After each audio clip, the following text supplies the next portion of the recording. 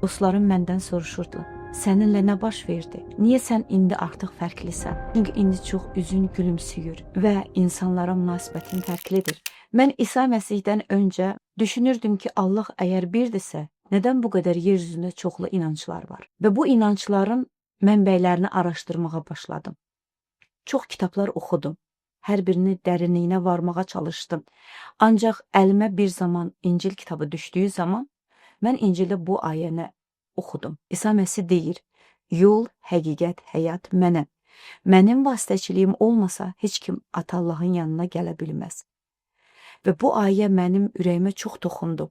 Mən anladım ki, necə ki Allah birdir, deməli insanlarla Allah arasında vasitəçi də birdir.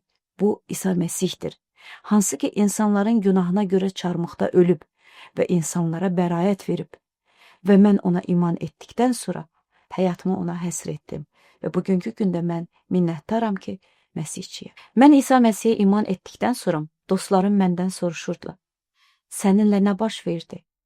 Niyə sən indi artıq fərqlisən? Çünki indi çox üzün gülümsüyür və insanlara münasibətin fərqlidir.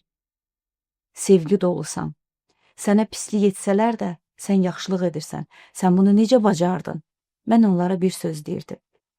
Mənə İsa Məsih kömək etdi. Bu İncil kitabı vasitəsilə. Əziz dostum, bugün mən səni bu İncili oxumağa dəvət edirəm. Çünki bu İncildə həyat sözü var, xilas sözü var, qurtuluş var. Həyatını sən də mənim kimi dəyişə bilərsən. Gözəl, əbədi bir həyata malik ola bilərsən.